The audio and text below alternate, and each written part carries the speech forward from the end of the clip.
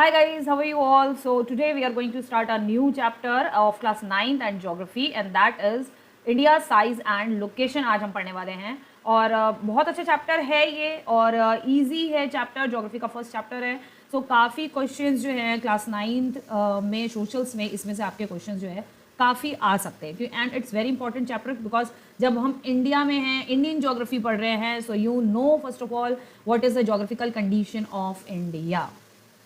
Okay so continue करते हैं हम अपने चैप्टर की तरफ एंड बढ़ते हैं हम यहाँ पर। So India size and location. So first हम देखते हैं इंडिया का साइज क्या है, इंडिया की लोकेशन क्या है। Okay so as over written here that India is one of the oldest civilisation. So all over the world India से की तरह जैसे इंडिया बहुत पुराना सिविलाइजेशन माना जाता है उसी तरीके से इंडिया के साथ साथ ही और भी बहुत सारे सिविलाइजेशन हैं ऑल ओवर द वर्ल्ड जो इंडिया से भी बहुत ज़्यादा सालों पुराने हैं। ठीक है, यहाँ हम ये नहीं कह सकते कि इंडिया ही एक सिर्फ पुराना सिविलाइजेशन है, नहीं, इंडिया से और भी ज़्यादा बहुत बहुत पुराने सिविलाइजेशन है जैसे कि आपका मेसोपोटामियन सिविलाइजेशन हो गया, इजिप्शियन सिविलाइजेशन हो गया, ये इंडिया से भी बहुत साल पुराने जो है आपके सिविलाइजेशन है। ठीक है, सो उन्हीं पुराने सिविलाइजेशंस में से India is also one of the oldest civilisation में से एक इंडिया का भी सिविलाइजेशन है और वो है आपका दैट इज जो इंडस वैली सिविलाइजेशन आपने 6th में पढ़ा है 7th में पढ़ा है तो वो हमारा ओल्डेस्ट सिविलाइजेशन माना जाता है। India has a remarkable history, no doubt हमारी कंट्री की जो हिस्ट्री है वो भी बहुत पुरानी है।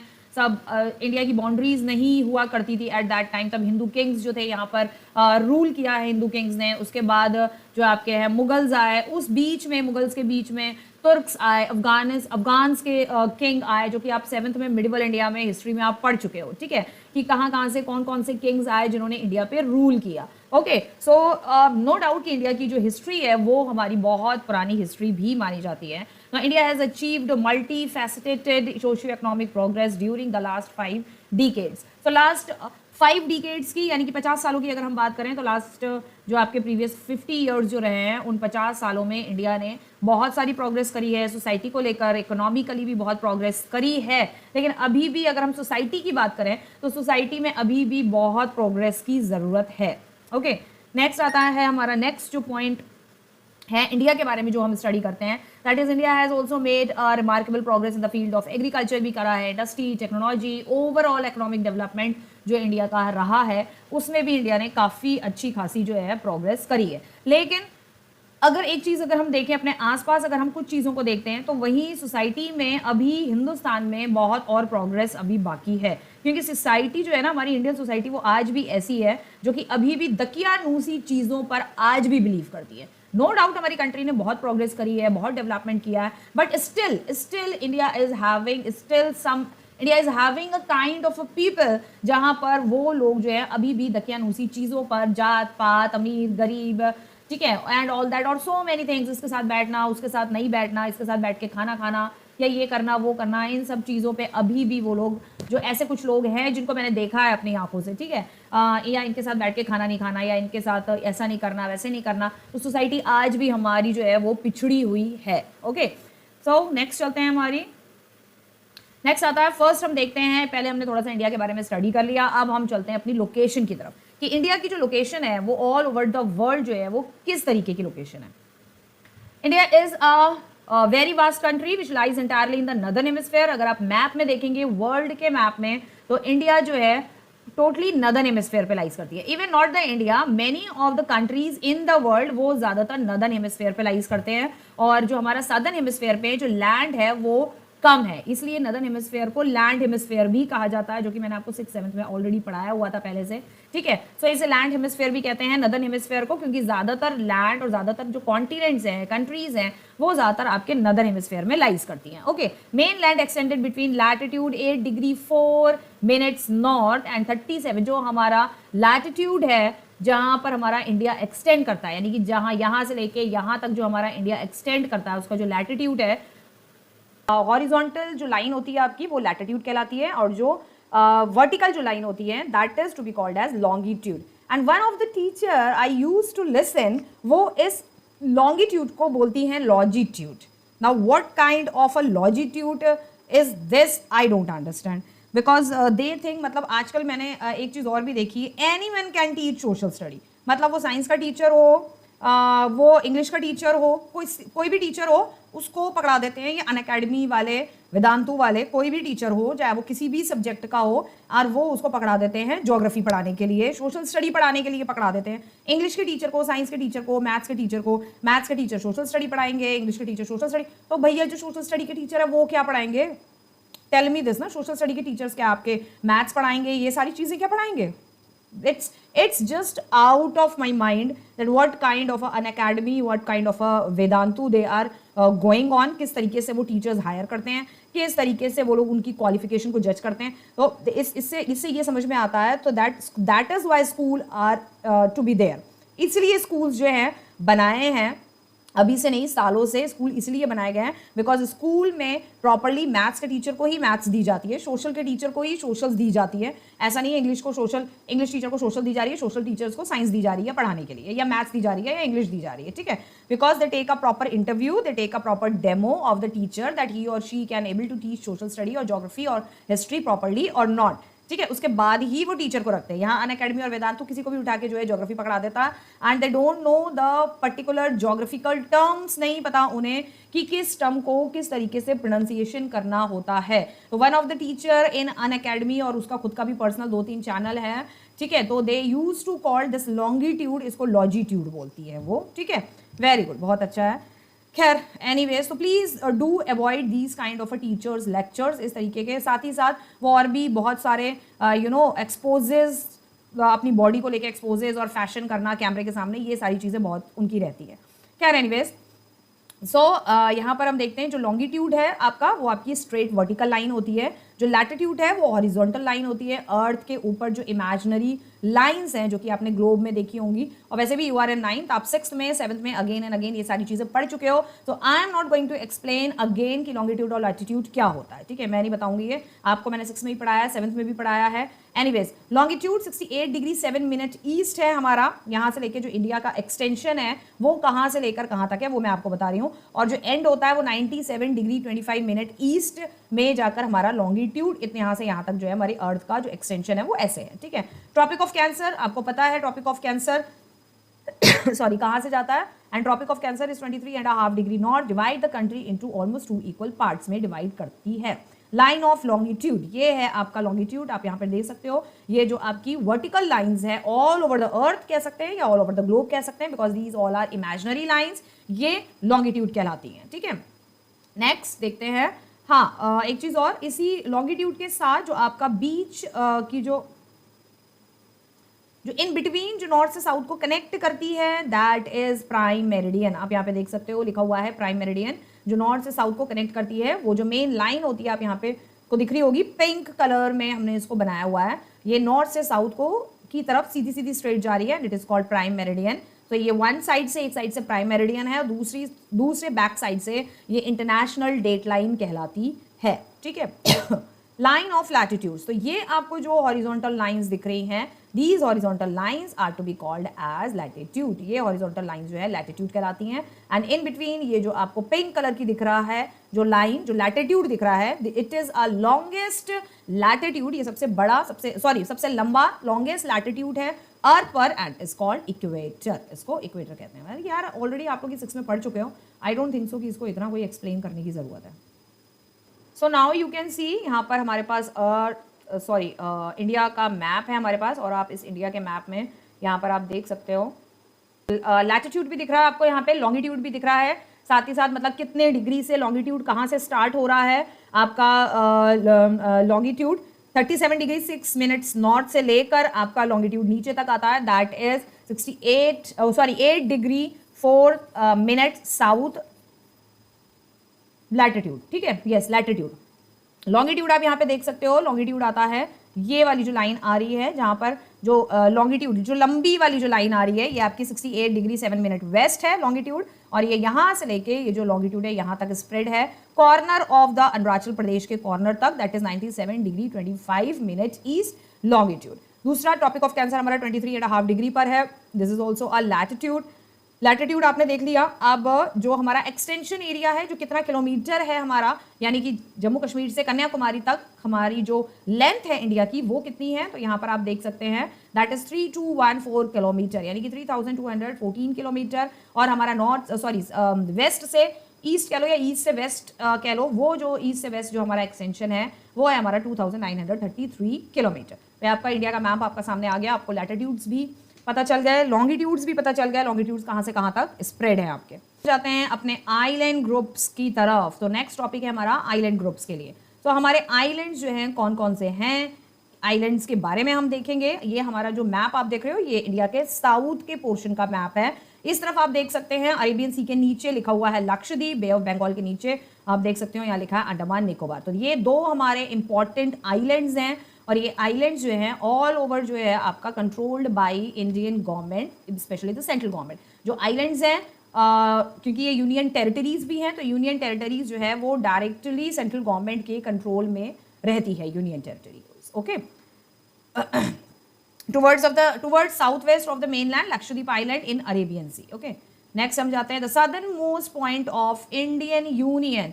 इंडियन यूनियन का यानी कि इंडिया जो कि हमारी union form of a government है, यहाँ पे आपकी जो सदर्न मोस्ट पॉइंट है वो कौन सा है, सदर्न मोस्ट एकदम साउथ में एक पॉइंट है, ठीक है, जो कि हमारी इंडियन गवर्नमेंट के कंट्रोल में है और वो पॉइंट है आपका Indira point. Got submerge under the sea water 2004 में जो सुनामी आया था उस दौरान जो था ये इंदिरा पॉइंट जो था वो सबमर्ज हो गया था, ठीक है। और सबमर्ज होने की वजह से अभी वो इंदिरा पॉइंट, इट्स आइलैंड, एक छोटा सा आइलैंड, एक पॉइंट है, तो ऑब्वियसली सबमर्ज हो गया तो वो आइलैंड ही है, ठीक है, क्योंकि सुनामी की वजह से जो था 2004 में इतना ज़्यादा समुद्र ओशन का पानी है तो ऑब्वियसली वो सबमर्ज हो ही जाएगा, छोटा सा पॉइंट है वो, ठीक है। नेक्स्ट यहाँ पर इंडिया का मैप है, तो यहाँ पर हम देखेंगे कि इंडिया के मैप में ट्रॉपिक ऑफ कैंसर जो है हमारा वो कौन कौन से स्टेट्स को क्रॉस करता है।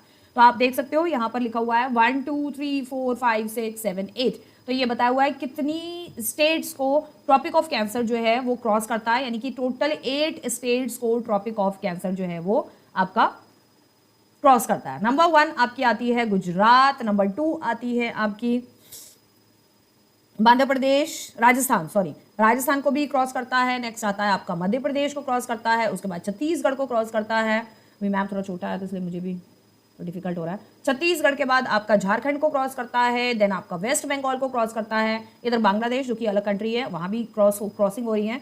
उसके बाद तो 7th है आपका त्रिपुरा को क्रॉस कर रहा है आपका Tropic of Cancer, and the last one is Mizoram. तो आपके टोटल 8 स्टेट हैं जहां पर ट्रॉपिक ऑफ कैंसर जो है इन 8 स्टेट्स को जो है क्रॉस करता है। यहाँ हमने लिख भी दिए हैं states, Gujarat, Rajasthan, Madhya Pradesh, Chhattisgarh, Jharkhand, West Bengal, Tripura and Mizoram. Actually मुझे भी याद नहीं था कि वो नीचे लिखा हुआ है मैंने मैप में। खैर anyways, now come to the size of India. India का साइज जो है वो किस हिसाब से है, कैसा है इंडिया का साइज, इंडिया की साइज से क्या क्या बेनिफिट्स हैं वो अब हम यहाँ पर देखेंगे। तो total area of India is 3.28 million square kilometre and this account for about 2.4% of the total geographical area of the world, यानी कि हम कंट्रीब्यूट करते हैं दुनिया में जो हमारा लैंड है वो 2.4% है पूरी दुनिया के हिसाब से, ठीक है। और अगर जो हम मेजरमेंट के हिसाब से अगर हम देखें तो हमारे इंडिया का टोटल लैंड है 3.28 million square kilometre. India is the 7th largest country of the world. Area wise हमारी कंट्री इतनी बड़ी है कि वर्ल्ड में 7th लार्जेस्ट कंट्री है India. Total length of the coast line of the main land, मतलब coast line जो है हमारी उसकी जो मेन लैंड है इंक्लूडिंग अंडमान एंड निकोबार, मतलब कोस्ट लाइन यानी कोस्ट के जो पार्ट्स है, कोस्ट पर जो हमारा इंडिया का कब्जा है उसको भी अगर हम इंक्लूड करते हैं मेन लैंड वाला पार्ट, तो हमारे इंडिया का जो लेंथ है, टोटल जो लेंथ है of the coast line including Andaman Nicobar and Lakshadweep is 7,516 kilometre, ठीक है। तो ये हमारा इंडिया का साइज है। नेक्स्ट है India has a land boundary. जो लैंड बाउंड्री है वो कितनी लंबी हमारी लैंड बाउंड्री, यानी कि अगर हम अंडमान निकोबार कोस्ट लाइन अगर हम हटा दें तो लैंड बाउंड्री हमारी 15,200 किलोमीटर लंबी हमारी लैंड बाउंड्री है, पूरी बाउंड्री, इंटरनेशनल बाउंड्री जो है। North west, north and north east of India Himalaya young fold mountains bound to it, यानी कि हिमालय जो है वो नॉर्थ ईस्ट वेस्ट चारों तरफ से किन किन चीजों से जो है बाउंडेड है। तो नॉर्थ वेस्ट से लेकर नॉर्थ का मतलब नॉर्थ वेस्ट वाला पार्ट, ठीक है, और पूरा नॉर्थ और नॉर्थ वेस्ट भी, नॉर्थ ईस्ट ऑफ इंडिया भी, ये पूरा यहाँ से यहाँ लेकर ये पूरा जो है Himalayan mountain, young fold Himalayan mountain range से जो है पूरा सराउंडेड है हमारा इंडिया। साउथ में अगर हम बात करें तो south of about 22 degree north latitude, south में 22 डिग्री नॉर्थ लैटिट्यूड पर जो लाइज कर रहा है जो part, it begins to narrow, यहाँ से ये नैरो पतला होना शुरू हो जाता है हमारा, मैप में आप देख सकते हो, and extend towards the Indian ocean, और इंडियन ओशन की तरफ को जो है ये बढ़ रहा है, एक्सटेंड हो रहा है, एक कौन तरीके से ना पूरे वर्ल्ड के बीच में अगर हम इंडिया का मैप देखें तो एक्सटेंड हो रहा है ऐसे करके, ठीक है, ओशन साउथ की तरफ को जो है इंडियन ओशन की तरफ को ऐसे निकला हुआ है, कोन की शेप में निकला हुआ है, ठीक है। तो ये इसका साइज है। Latitudinal and longitudinal extent of the main land is about 30 degree, longitudinal और लैटिट्यूडनल जो एक्सटेंट है वो 30 डिग्री तक है। India's east west extent appear to be smaller than the north south extent, यानी कि इंडिया का जो ईस्ट से लेकर वेस्ट तक जो हमारा एक्सटेंट है, जो उसका फैलाव है, वो साउथ में अगर हम बात करें टू बी स्मॉलर, मतलब स्मॉलर है देन द नॉर्थ, और साउथवर्ड जो एक्सटेंट है, नॉर्थ और साउथ का जो एक्सटेंट है उससे जो है हमारा ईस्ट और वेस्ट का जो एक्सटेंट है वो छोटा है, नॉर्थ और साउथ ज़्यादा लंबा है ना हमारा। So there is a time lag of 2 hours between Gujarat to Arunachal Pradesh, and that is why, क्योंकि ईस्ट और वेस्ट एक्सटेंट जो है स्मॉलर अपेयर तो होता है, appear to be smaller, but उसके बावजूद भी जो है स्मॉलर, लेकिन बिटवीन इन दोनों के बिटवीन में जो है हमारा टाइम का जो है बहुत बड़ा लैग है, टाइम की लैकिंग है, यानी कि टाइम जो है वो बहुत ज़्यादा डिफरेंट है। इधर गुजरात और अरुणाचल प्रदेश दोनों में टाइम लैगिंग बहुत है, गुजरात में कुछ टाइम होता है तो गुजरात में अरुणाचल प्रदेश में कुछ टाइम होता है, and total it is of 2 hours का डिफरेंस है, ठीक है। हाँ, Arunachal Pradesh to be said as की सनराइज जो है आपका अरुणाचल प्रदेश में सबसे पहले होता है, ठीक है। तो इट मीन्स आप ये समझिए, अगर सनराइज 4 o'clock पे या 4:30 पे, अगर 4 o'clock मान लीजिए, 4 o'clock वैसे तो अंधेरा रहता है, वो सर्दियों में ज़्यादा अंधेरा रहता है, लेकिन समर्स में जो है 4 o'clock पे सनराइज रहता है, या मान लीजिए 5 कर लीजिए, अगर अरुणाचल प्रदेश में 5 पे मतलब 5 AM पे अगर सनराइज हो रहा है तो इट मीन्स गुजरात में जो है उस टाइम पर टाइम जो है आपके 3 AM हो रहा होगा, क्योंकि 2 hours का डिफरेंस है। And it was to be said कि अरुणाचल प्रदेश सनराइज सबसे पहले देखता है, अरुणाचल प्रदेश में सनराइज सबसे पहले होता है, ठीक है। तो जब 2 hour का डिफरेंस है तो ऐसा तो नहीं गुजरात में पहले थोड़ा ना अरुणाचल प्रदेश से पहले सनराइज तो नहीं होगा, क्योंकि अरुणाचल प्रदेश में ही पहले सनराइज होता है, तो 2 घंटे पीछे हो जाता है गुजरात, अगर यहाँ 5 है तो वहाँ 3 AM हो रहा हुआ है, ठीक है।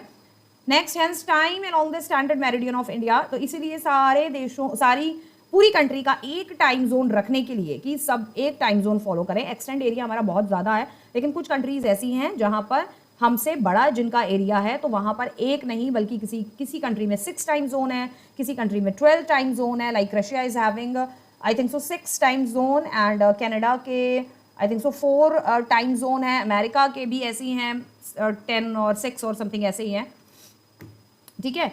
सो इसलिए हमारी कंट्री में ऐसा डिसाइड हुआ, सारे जोग्राफर्स ने और साइंटिस्ट ने ये डिसाइड किया कि भाई पूरी कंट्री में एक ही टाइम जोन होना चाहिए। यहाँ पता लगा यहाँ से जो है ट्रेन चल रही है इतने आवर्स पर, जब वहाँ पहुँचे तो पता लगा वहाँ तो टाइम अभी ये हो रहा है, ठीक है। सो इसलिए एक टाइम करने के लिए ऑल ओवर द कंट्री कुछ अनाउंसमेंट करनी है, कुछ करना है, तो वो बहुत ही डिफिकल्ट हो जा रहा था। सो इसलिए ये देखा गया कि इंडिया के मिडिल ऑफ द बीच में से कौन सा लॉन्गिट्यूड पास होता है, तो that is standard meridian of India 82 degree 30 east passing through Mirzapur in Uttar Pradesh, जो कि उत्तर प्रदेश मिर्जापुर से पास होता है, is taken as the standard time of the whole country, और इसको स्टैंडर्ड टाइम के तौर पे लिया गया, पूरी कंट्री का यही एक स्टैंडर्ड टाइम होगा, यानी कि इस लॉन्गिट्यूड पे जो टाइमिंग हो रहा होगा वो टाइम पूरा कंट्री जो है उसको फॉलो करेगा।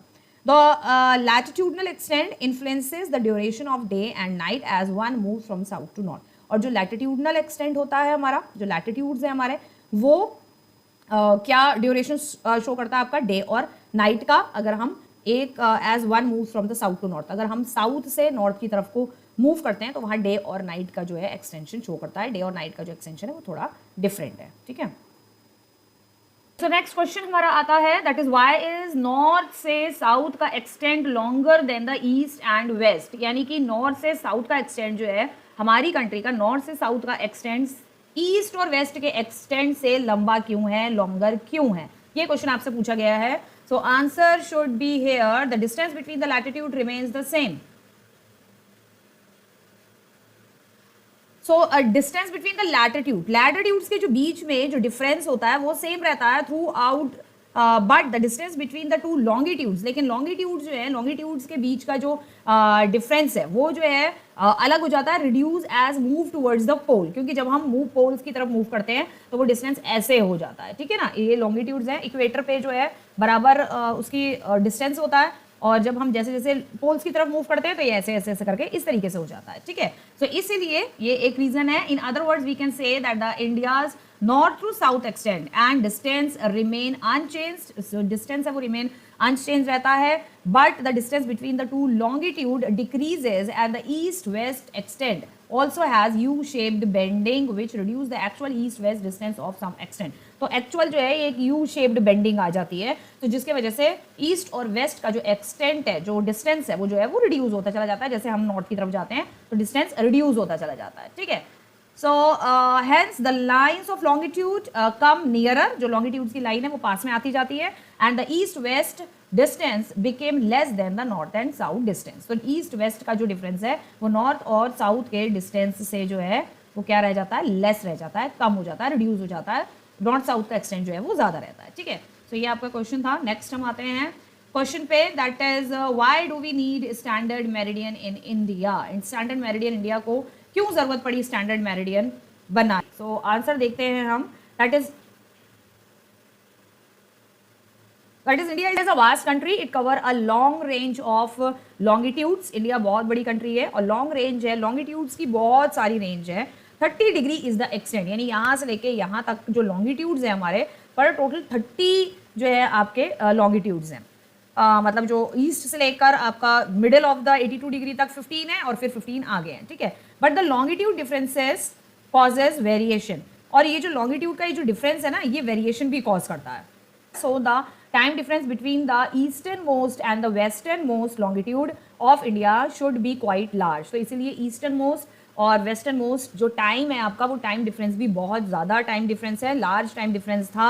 इस वजह से क्या हुआ, 1 डिग्री डिफरेंसेस बिटवीन लॉन्गिट्यूड, यानी 1 डिग्री जब चेंज होती है तो उन दोनों डिग्रीज के बीच में, दोनों लॉन्गिट्यूड्स के बीच में 4 मिनट का डिफरेंस होता है. ठीक है. लेकिन 1 डिग्री 1 डिग्री से जब 2nd डिग्री होती है, और वहीं ईस्ट से वेस्ट में हमारी कितने लॉन्गिट्यूड्स हैं, टोटल 30 लॉन्गिट्यूड्स हैं, और हर एक लॉन्गिट्यूड के बाद 4-4 मिनट का डिफरेंस हो जाता है. तो अगर आप वो 30 पूरे लॉन्गिट्यूड्स और 4-4 मिनट्स अगर आप उसमें ऐड करेंगे तो टोटल जैसे यहाँ पर लिखा है 120 मिनट्स हो जाएंगे. तो 120 मिनट्स यानी कि हो गया 60 मिनट होते हैं एक घंटे में, 60 मिनट होते हैं, तो 60 मिनट 120 मिनट. ठीक है. तो इट मीन्स यहाँ ईस्ट से वेस्ट का आपका जो डिस्टेंस का जो टाइम डिफरेंस जो हो गया वो हो गया आपका 2 आवर का टाइम डिफरेंस हमारे पास आता है, क्योंकि हमारे लॉन्गिट्यूडनल एक्सटेंट बहुत ज़्यादा है. But such a situation can cause inconvenience in the nation. लेकिन अगर हम उस टाइम पीरियड के अकॉर्डिंग चलते तो ऑल ओवर द इंडिया में बहुत ही ज़्यादा क्योस मच जाता. ठीक है. सो इसीलिए क्योस ना हो इसके वजह से जो है क्या किया, पूरी कंट्री का टाइम जो है एक बनाने के लिए हमने स्टैंडर्ड मेरिडियन लिया.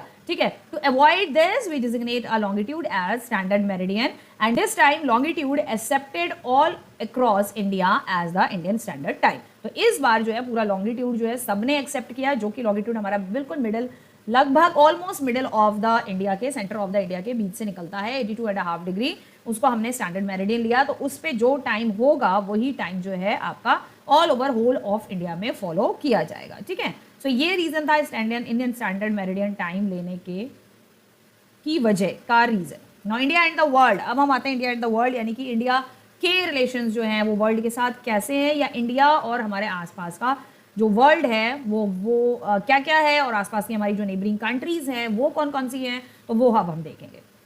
तो India is located in the centre of the world, world के बिल्कुल सेंटर में है, आप यहाँ पर देख सकते हो, एंड द वेस्ट एशिया. यहाँ पर आप देख सकते हैं, इसमें एक्चुअली वो ड्रॉ का नहीं आ रहा है तो इसलिए मैं मार्क करके नहीं बता पा रही हूँ आपको.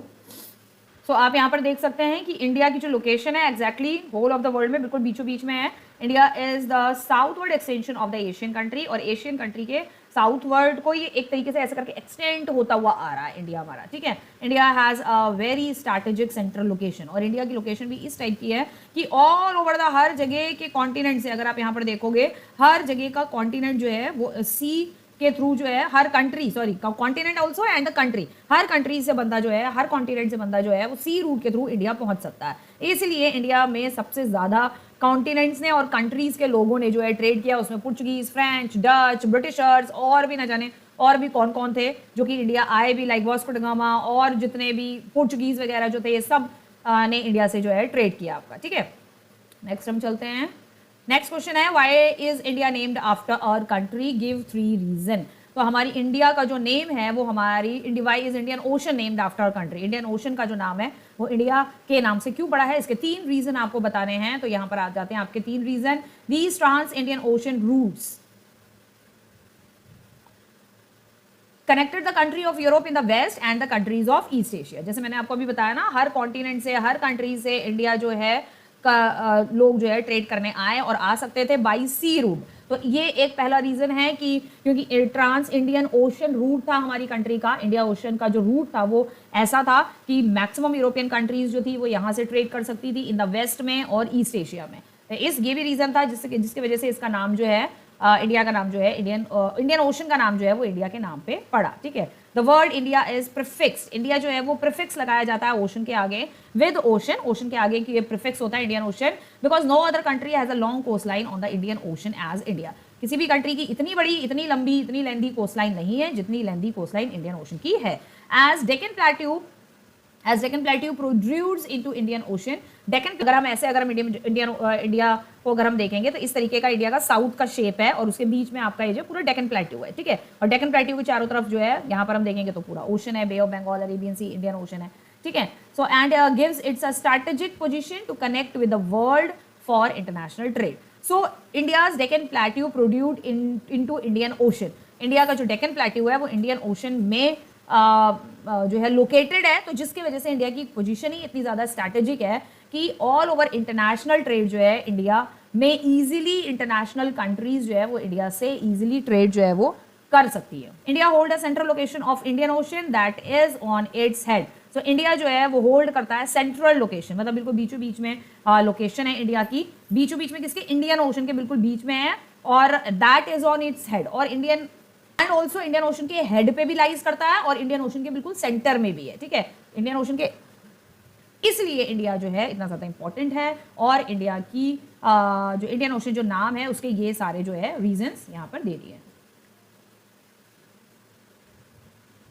ओके, नेक्स्ट हम चलते हैं कुछ और क्वेश्चंस पे। Did you know since the opening of the Suez canal in 1869 India's distance from Europe से has been reduced by 7000 kilometre. जब से सुएज कैनाल बना तब से जो है इंडिया का यूरोप से जो डिस्टेंस है वो करीब करीब 7000 किलोमीटर रिड्यूस हो गया। अब डिस्टेंस जो है इतना ज्यादा नहीं रह गया, सुएज कैनाल से ही सारा ट्रेड जो है होता है। ठीक है, so India contact with the world, India के कॉन्टैक्ट विद वर्ल्ड के साथ इंडिया के जो है वो कॉन्टैक्ट जो है वो कैसे हैं इंडिया का, सो वो हम देखेंगे। The land route of India are much older than the sea route. जो लैंड रूट है हमारे कंट्री का वो सी रूट से भी सबसे ज्यादा ओल्ड है।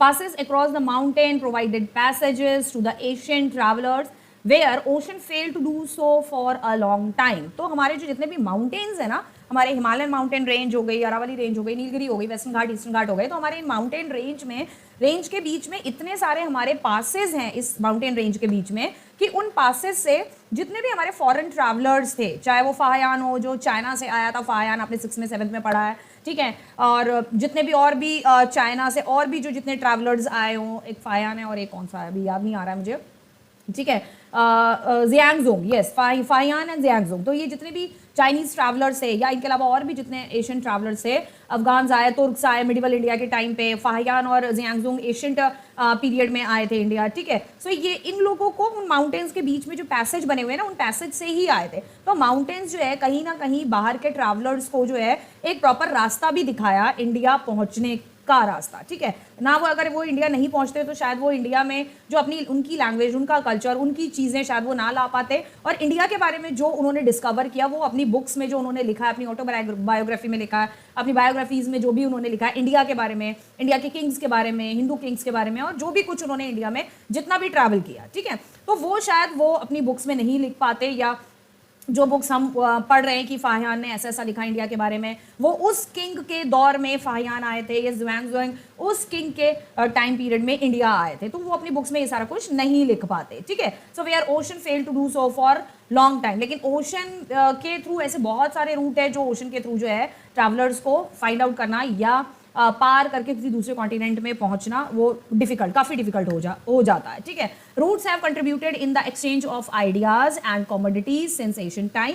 तो जितने भी रूट्स रहे हैं हमारे, ओशन रूट, सी रूट रहा है या हमारा लैंड रूट रहा है, इस लैंड रूट के थ्रू हमने बहुत सारी ट्रेड किया है दूसरी कंट्रीज़ के साथ, दूसरे कॉन्टिनेंट्स के साथ। ट्रेड में हमने एक्सचेंज ऑफ आइडियाज़, हमारे कल्चर जो है शेयर हुए हैं दूसरे कॉन्टिनेंट्स के साथ, कंट्रीज़ के साथ। कॉमोडिटीज़ हम बहुत एशियन टाइम से, बहुत ओल्ड टाइम से, बहुत पुराने टाइम से हम ये exchange of ideas and commodities हम करते आ रहे हैं, ठीक है, बिकॉज ऑफ दीज रूट्स, चाहे वो सी रूट हो या ओशन रूट्स हो। The idea of the Upanishad, the idea of numerals, ठीक है, हाँ न्यूमरल्स एक्चुअली मुझे दिख नहीं रहा है। द डेसिमल सिस्टम, तो जो डेसिमल सिस्टम था, जैसे कि आर्यभट्ट ने डेसिमल का वो किया, ठीक है। उपनिषद के जो आइडियाज़ थे वो भी हमने दूसरी कंट्रीज़ के साथ जो है शेयर किए। जो लोग आते थे, ट्रैवलर्स जो आते थे, उनके साथ हम बैठ के बातचीत करते थे। जो पुराने एशियंट टाइम में जो लोग हुआ करते थे, हम नहीं, not we and you, but जो ओल्ड टाइम पे पीपल होते थे, these could reach many part of the world. तो ये सारे जो आइडियाज़ थे, decimal system all over the world पहुंचा कि डेसिमल से ही पूरी होल काउंटिंग जो है वो शुरू होती है।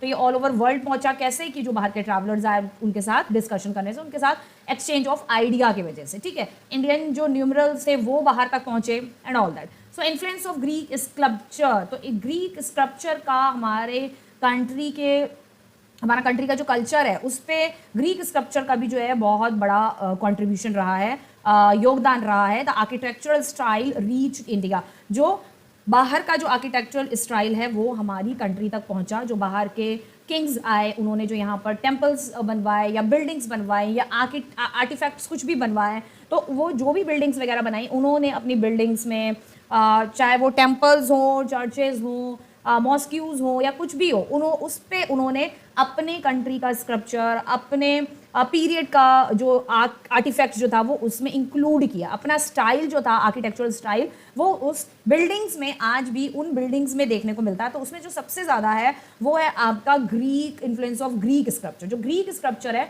वो आपका बहुत ज़्यादा देखने को मिलता है। हमारे यहाँ जो बिल्डिंग्स वगैरह जो है उनमें ग्रीक स्कल्पचर सबसे ज़्यादा देखने को मिलता है बिल्डिंग्स में, ठीक है। नेक्स्ट आते हैं हम इंडिया एंड नेबर्स। हमारी इंडिया और हमारे नेबर्स, वर्ल्ड का इंडिया पर क्या इफेक्ट हुआ ये हमने देखा अभी। अब हम देखेंगे कि हमारी इंडिया, हमारी कंट्री और इसके आसपास की जितनी भी नेबर कंट्रीज हैं वो कौन कौन सी हैं और क्या कैसे कैसे हमारे उनके साथ रिलेशन है। तो थोड़ा सा हम पढ़ेंगे रिलेशंस के बारे में, ठीक है। सो इंडिया एंड उसके नेबर्स आप यहाँ पर देख सकते हैं। इंडिया के नेबर्स हैं, सबसे पहले जो दो दुश्मन कंट्री जो हमारी आती है, जिनसे हमारी 36 का आंकड़ा रहता है, the big enemy of India and that is Pakistan and China. And unfortunately ये हमारे जो है पड़ोसी देश है, हमारे नेबर्स हैं, ठीक है। एंड इसके अलावा आपका आता है China, Bhutan, Bangladesh, Myanmar, then Afghanistan, और इस साइड में अगर हम और नॉर्थ में जाएंगे तो आपका अफगानिस्तान और इस साइड चाइना। तो अफगानिस्तान है और पाकिस्तान, बाकी सब आपको बता दिया मैंने।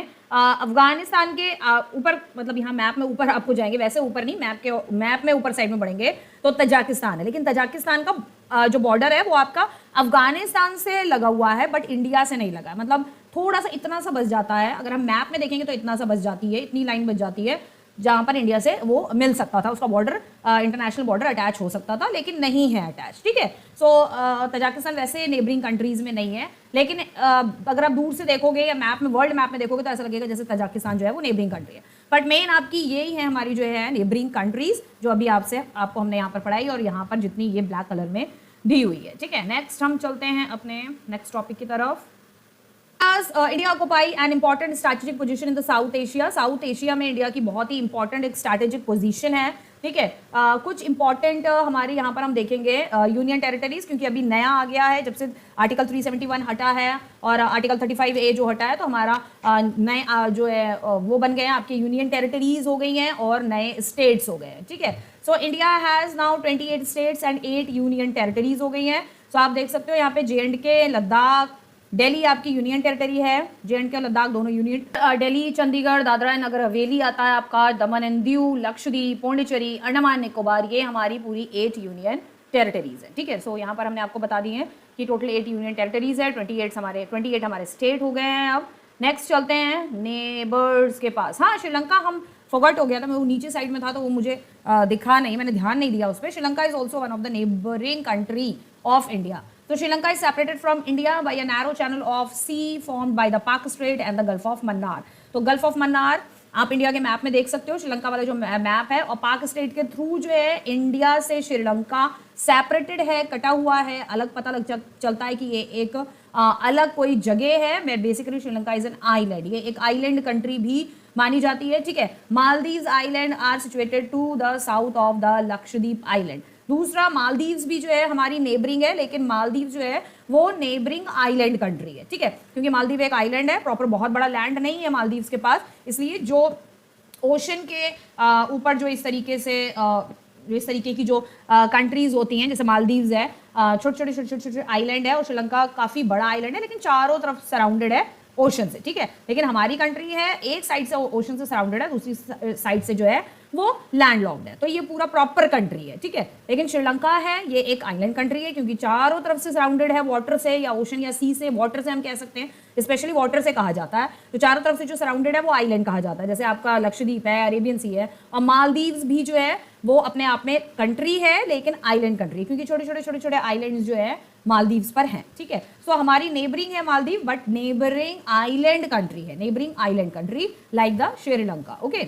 इंडिया के मैप में आप यहाँ पर ये देखिए, मैप में है ना, आप यहाँ ये दिख रहा है ना आपको, यहाँ श्रीलंका है, क्योंकि एक्चुअली इसमें मार्कर नहीं आ रहा है, यहाँ श्रीलंका है, ये आपका अरेबियन सी है, इधर बे ऑफ बंगाल या अंडमान निकोबार, और ये आपका लक्षद्वीप है, और सॉरी यहाँ लक्षद्वीप है, लक्षद्वीप के साउथ में जो है, लक्षद्वीप के साउथ में आपका मालदीव्स कंट्री पड़ता है, ओके।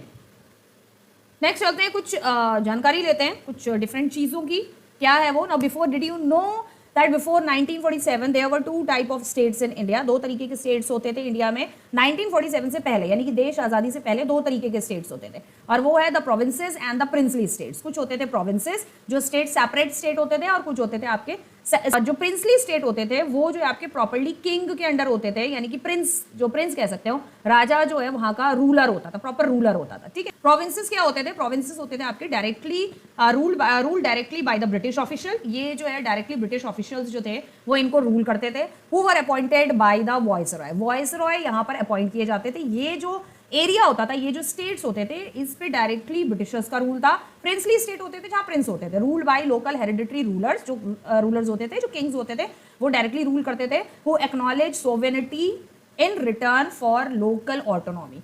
तो यानी कि राजा जो था, वहाँ के जो लोकल पीपल थे, जो रूलर था, उन प्रिंसली स्टेट्स के जो रूलर थे, वो वहाँ के लोगों को स्वतंत्र अधिकार जो है वो देते थे। वो उस बदले में, मतलब, तो वो वहाँ के जो लोग थे वो यही चाहते थे कि भाई राजा का रूल रहे, राजा ही हम पे रूल करे, किंग हम पे रूल करे। इसलिए वो कुछ ऐसे स्टेट्स थे जो हमेशा, मतलब कई सालों तक, ब्रिटिशर्स के जाने के बाद भी कई सालों तक जो है वो प्रिंसली स्टेट्स जो है वो बने रहे, ठीक है।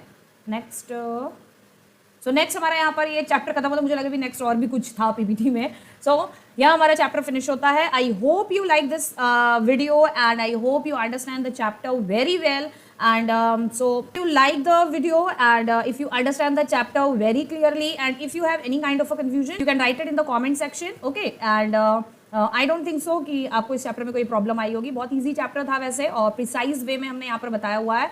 So please share it with your friends and don't forget to subscribe. और अगर आपको वीडियो पसंद आई है तो लाइक करना मत भूलिएगा, और बेल आइकन ज़रूर प्रेस कर दीजिएगा, तो जो भी लेटेस्ट अपडेट्स है या लेटेस्ट जो भी चैप्टर होंगे उसका नोटिफिकेशन आपके पास आ जाएगा, अदरवाइज नहीं आएगा, okay? So till then, bye.